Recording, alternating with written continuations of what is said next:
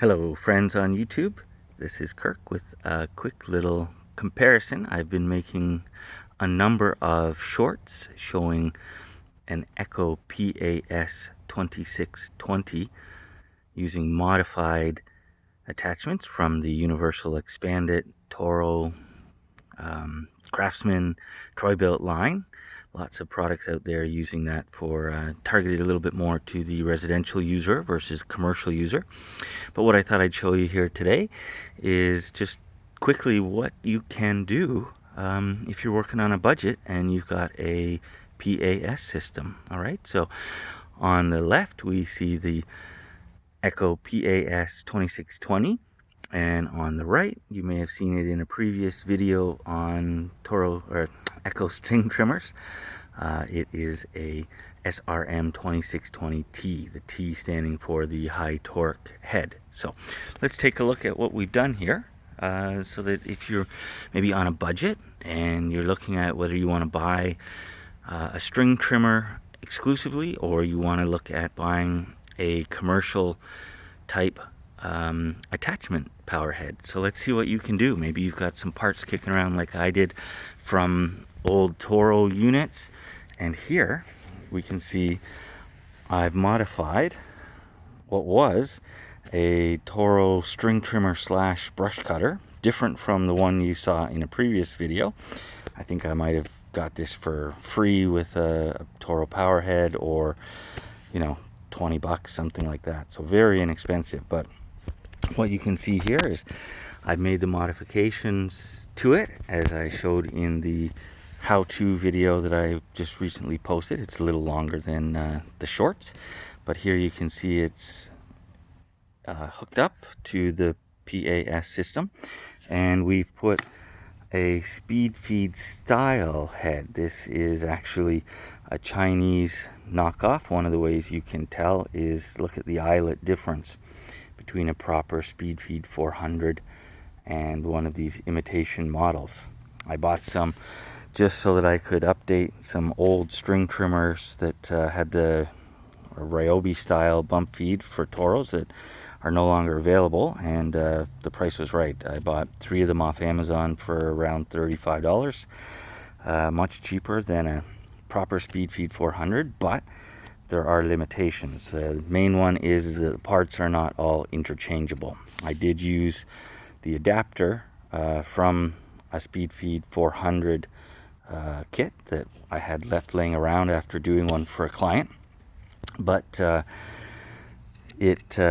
works fine. But what is not interchangeable are things like the caps, right? So if you want to get a proper speed feed cap, please note this one has been modified with a carriage bolt and a fender washer that's been cupped to actually fit the profile of that speed feed cap.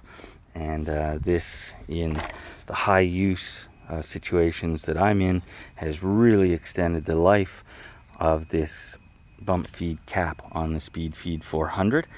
Most homeowners, if you're bumping on grass, you should have a lifetime with one cap, and if you need replacement caps, they are available through Echo dealers, and you can also find them, I believe, at Home Depots in the US, or certainly ordering online that way.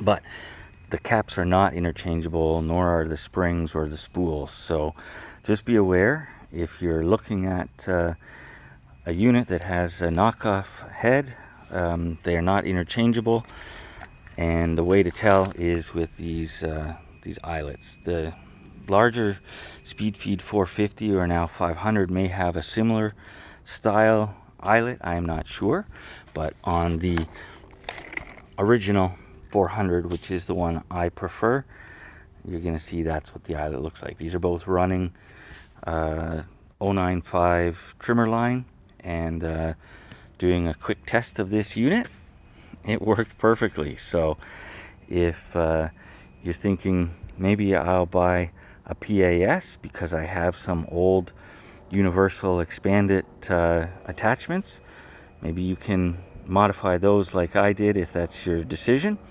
and it gives you some inexpensive options to upgrade your PAS into a multi-tool beast, really.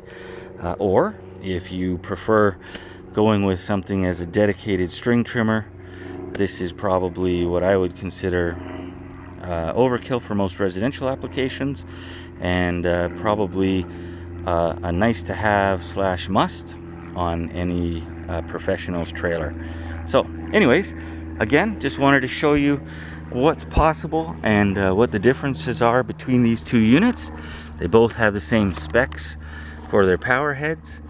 The only other difference that I noticed was you're probably looking at about 2.5 inches shorter reach using this Toro trimmer head attachment in the PAS system. So you lose a little bit of that reach that comes on the standard shaft length on the SRM Echo products, but you still retain a straight shaft, and you still have, in this case, a serviceable gear head on it, which the 266 and 225s no longer have. So that is, in my opinion, a nice advantage.